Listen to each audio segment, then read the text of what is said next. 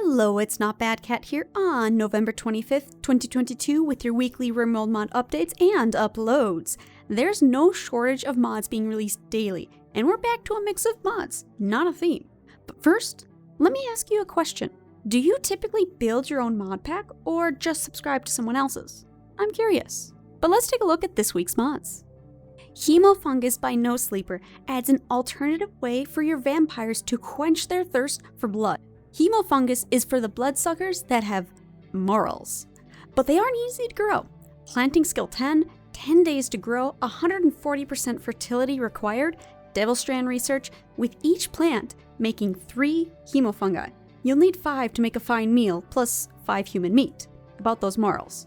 But there is a vegetarian option, since your ideal legend might frown on eating meat. Use food policies to restrict who eats the meals, and then use the drug policy tab to cause pawns to eat a meal on a schedule. Fine meals add 10 hemogen, and lavish meals give 15.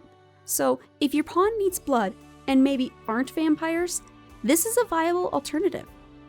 AP Hunting Meme by Alexis Popcorn adds another way for your ideal legend to think about animals. Its focus is on using meat, not wasting it. Pawns will enjoy hunting, eating meals with meat, do better at butchering, and have increased hunting stealth. The hunting type precept has sustenance and trophy beliefs. Sustenance means pawns won't like seeing rotten animal corpses, while trophy is trophy hunting. They get a mood buff killing big animals and a mood malice for small animals. Ugly Together by Lee gets rid of the social debuff and lowered romance chances for ugly or staggering ugly pawns if both pawns have either trait. I'm not a big fan of ugly and pretty automatically making a pawn hated or loved by the entire colony. Perhaps it's because it's plus minus 20 and plus minus 40 at the extremes. Physical appearance shouldn't have that kind of influence on how well people like each other. Means social fights and insults. There's plenty of beautiful people with ugly personalities. Simple FX Vapor by Owlchemist is the first of 3 graphical mods today that add just a little something visually that just makes the game look better. This one is for any room you keep below freezing. A vapor effect will be subtle at 0 degrees Celsius and become more visible until it reaches -8 degrees Celsius. If you keep your base below freezing and it's too much visually, there's an option to only show it if the outdoors temperature is above freezing. It also shouldn't impact performance since it uses the game's calculations, not a new one. Simple FX Splashes by Owlchemist adds the effect of droplets hitting the ground or hard surfaces. That little splash. This is graphics only, it doesn't cause filth or anything. This mod shouldn't impact performance either. In fact, it might even improve performance. But do you think it causes lag for you? Rain is normally more taxing for computers because so many things are affected by it, like filth, deterioration, grumpy pawns. It's a base game issue. Why isn't there a raincoat in the game? Rain boots? There are ways to avoid getting soaking wet. Perspective Eaves by Owlchemist fixes a small graphical problem you might have noticed if you construct roofs around your buildings. The shadows don't render correctly because outdoor roofs don't cause shadows. So this mod fixes that. It's such a minor thing, but creating a beautiful space matters. Body Size Genes by Mute adds 6 genes that affect a pawn's body size with graphics to boot.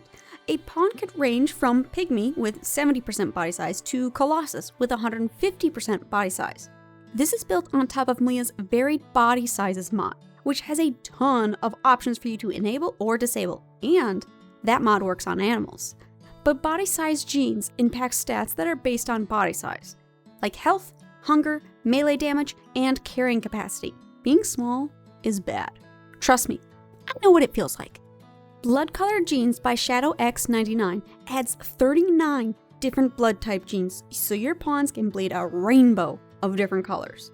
And some creatures on Earth don't have red blood either. Octopi have blue blood, pseudo crustaceans, spiders, or scorpions. There's animals with purple, black, or green blood. 9 colors is quite a lot. Do you really need 6 shades of blue? Especially if it's going to clutter up the gene packs traders might sell? Less Blood Color Genes by Shadow X99 adds only 10 colors. Red, orange, yellow, green, blue, purple, pink, brown, black, and white are included. Enough variety that you can have fun, but not overwhelming.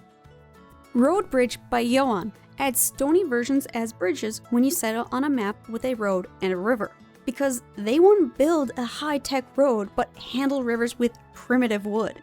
These bridges are only for map generation. You can't build them, but they also don't burn. It will use the same color as the path, but they can be painted. Max Buy Max Sell by Leoltron adds a button to the trade menu that, when clicked, will add as many as possible until you or the trader run out of silver.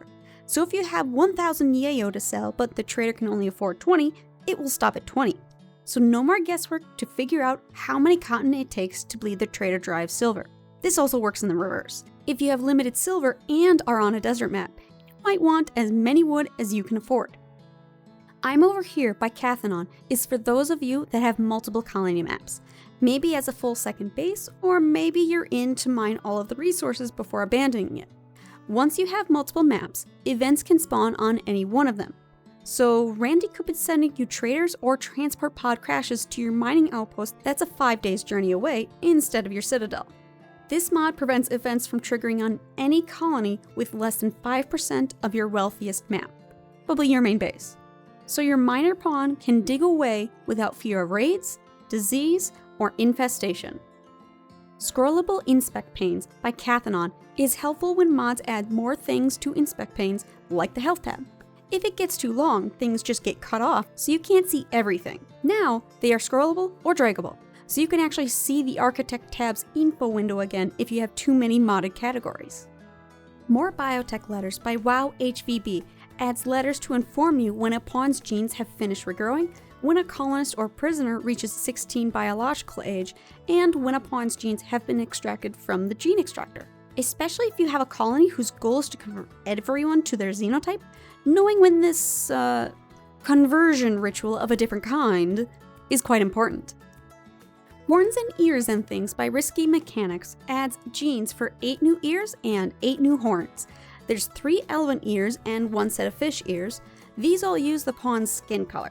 There's 4 animal ears for your furry pawns, and they use the pawn's hair color. There's pointy horns of various sizes and 4 animal horns.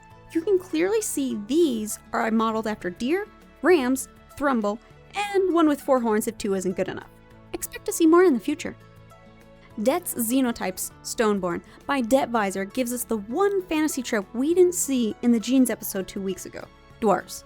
Stoneborn have all the traits you would expect. Undergrounder, slow movement, good with mining, construction, and crafting, bad with animals, and social tact. And of course, beards and bushy eyebrows. The women can have beards, of course. There's more genes, like Stone Call, a rallying call to boost mining and construction speeds. The included faction are rough Stoneborn Outlanders, but they'll appear in Outlander and Pirate factions as well.